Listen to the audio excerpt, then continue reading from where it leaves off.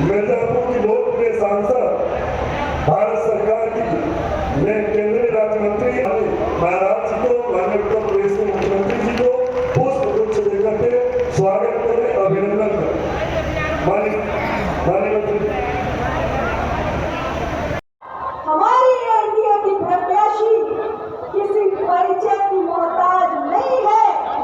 पहले भी 2017 में हमारा प्रदान किया है। वैसे ही आप सब मलवा विधानसभा के मतदाता बंधु भी हमारी बहन सुचिश्विता मौर्य जी को एक बार फिर व्यक्तिगत रूप से आप सबको आभार व्यक्त करने का भी एक मंच है। कुछ ही समय पूर्व देश का लोकसभा चुनाव संपन्न हुआ और आप हुआ है तो ये आप सब लोगों की कृपा है, प्रेम है, आशीर्वाद है। और मैं जिन शब्दों में भी आपका आभार व्यक्त करूं, आपके प्रति कृतज्ञता ज्ञापित करूं, वो कम ही। हमारी बहन सुचिश्विता जी को जिताकर आप उत्तर प्रदेश की विधानसभा में भेजेंगे तो अधिकार के साथ माननीय मुख्यमंत्री जी से मांगकर एक से एक हरियाणा के बारे में सभी राजनीतिक विशेषज्ञ कहते थे इस बार कुछ गड़बड़ लगता है। हम लोग कहते थे गड़बड़ नहीं होगा, सही होगा, तो क्या बहुमत के साथ भाजपा में सरकार बनाएंगे। और भाइयों, हरियाणा में भाजपा की तीसरी बार सरकार बनी है। मोदी जी की नीतियों का लोगों ने वहां पर समर्थन किया है। और मेरी आप सबसे अपील है कि बढ़िएगा, एक रहेंगे तो सेफ रहेंगे के भाव के साथ हमें भारतीय जनता पार्टी के रहते के प्रत्याशी मिलेंगे।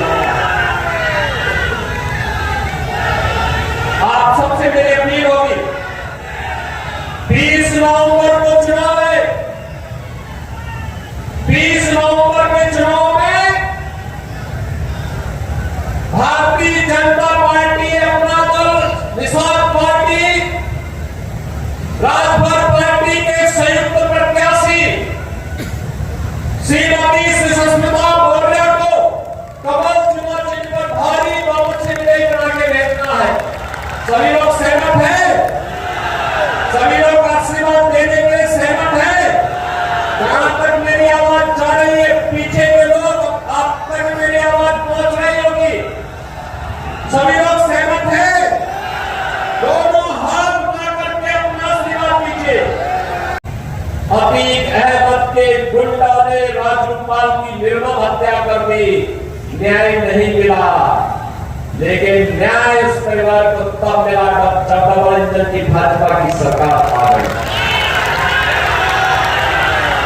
और इसीलिए मैं कहता हूं बहनों भाइयों, इसीलिए मैं कहने के लिए पार्टी है यहां हर दुर्दांत माफिया और अपराधी का प्रोडक्शन हाउस बन गया है। यानी यहां से पैदा होते हैं, यहीं से लूट खसोट करते हैं, अराजकता फैलाते हैं और फिर जनता को गुमराह करने की बात भी करते हैं।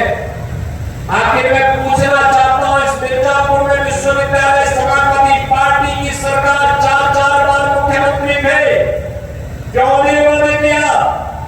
क्यों नहीं मेडिकल कॉलेज बनाया? क्यों नहीं यहाँ की हर घर नल की योजना को लागू किया? क्यों नहीं मां विंध्यवासिनी के धाम को इन्होंने कॉरिडोर के रूप में बदलने का काम किया? क्योंकि विकास इनके एजेंडे में नहीं। यहां तो विकास उनके परिवार का हो, मिर्जापुर और विंध्य क्षेत्र का नहीं, प्रदेश का नहीं, इससे इनको कोई लेना देना नहीं, विकास से कोई लेना देना नहीं। ये लोग तो अव्यवस्था और अराजकता में विश्वास रखते हैं। और इसीलिए जब विकास की बात होती है, आपने मोदी जी के नेतृत्व में बनाते हुए भारत को देखा है। आज तो प्रधानमंत्री मोदी जी ने भी कह दिया है कि देश के अंदर 50 करोड़ लोग पहले से 5 लाख रुपए की स्वास्थ्य बीमा का कवर प्राप्त कर रहे थे। अब तो मोदी जी ने कह दिया है 70 वर्ष के ऊपर के जितने भी बुजुर्गों के सबको हर वर्ष 5 लाख रुपए की फ्री में स्वास्थ्य की सुविधा देते। अब मुझे बताओ, क्या इसमें भी जाति की बात है क्या? तो जो भी है सबको मिलेगा, सबका साथ और सबका विकास। सबका साथ और सबका विकास नहीं होता है। राशन 15 करोड़ लोग यूपी में और देश के अंदर 80 करोड़ लोग फ्री में राशन का लाभ प्राप्त कर रहे हैं। पिछले 4.5 वर्ष से प्राप्त कर रहे हैं और अगले 5 वर्ष तक प्राप्त करते रहेंगे। आप सोचिए, 4 करोड़ गरीबों के मकान बन गए। अकेले यूपी के अंदर 56 लाख गरीबों के मकान बन गए।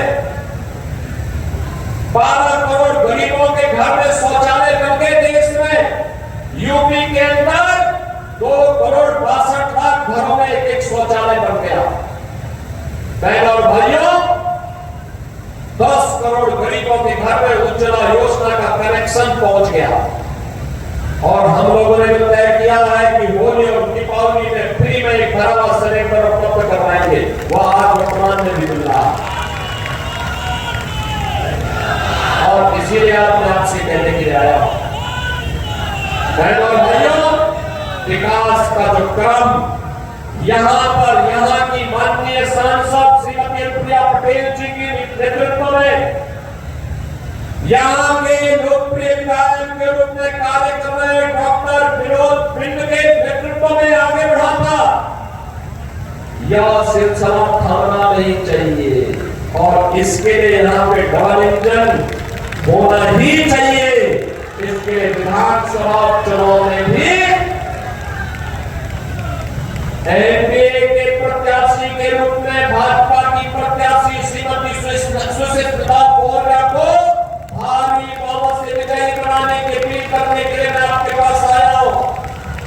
बहनों भाइयों, 17 से 22 के बीच श्रीमती सुशीला बोरा जी यहाँ की विधायक के रूप में काम की थी। अनुप्रिया जी के साथ मिलकर उन्होंने बेहतरीन समाज बनाकर के विकास के कार्य में एक गति देने का काम किया था। 2022 में डॉक्टर विनोद बिंद को भारतीय जनता पार्टी और एनडीए की ओर से टिकट देकर के यहाँ पर प्रत्याशी बनाया गया।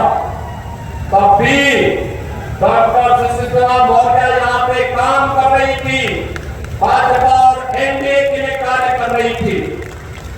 जब भी मैं यहाँ पर आया किसी भी चुनाव में, श्रीमती रिंकी कोल के चुनाव में आया हो या फिर लोकसभा चुनाव में, तब भी वे यहाँ पर थी, काम कर रही थी। और इसलिए बहनों और भाइयों, आज मैं आपसे अपील करने के लिए आया हूँ, यही अपील करने के लिए आया हूँ। एक नए भारत का नया उत्तर प्रदेश राष्ट्रीय शिक्षा में आगे बढ़ चुका है, वो किसी से छुपा हुआ नहीं है। इन 7.5 वर्षों में प्रधानमंत्री मोदी जी के नेतृत्व में, उनके मार्गदर्शन में उत्तर प्रदेश का परसेप्शन बदला है। उत्तर प्रदेश के बारे में लोगों की धारणा बदली है।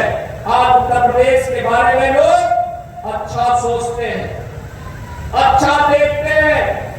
लोगों को लगता है उत्तर प्रदेश अब देश की अग्रणी अर्थव्यवस्था के रूप में आगे बढ़ेगा। अब उत्तर प्रदेश का नौजवान पलायन नहीं करेगा।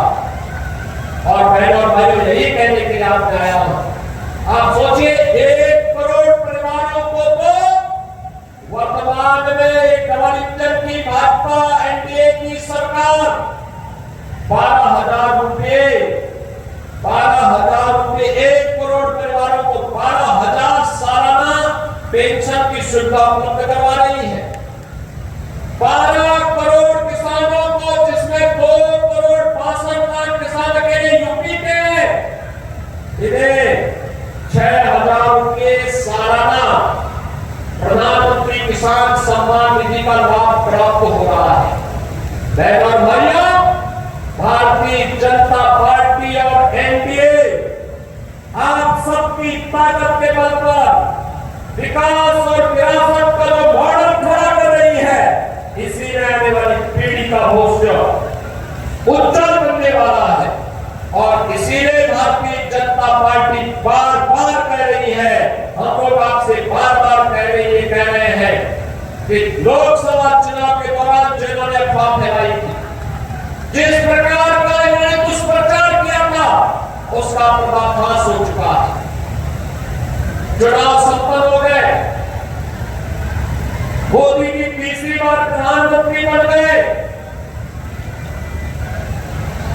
तीसरी बार प्रधानमंत्री बनने के बाद भी आज भी बाबा साहब भीमराव अम्बेडकर के द्वारा बनाया गया संविधान वैसे ही है। आज भी इसी प्रकार का सम्मान सबको प्राप्त हो रहा है, कहीं आरक्षण समाप्त नहीं हुआ है।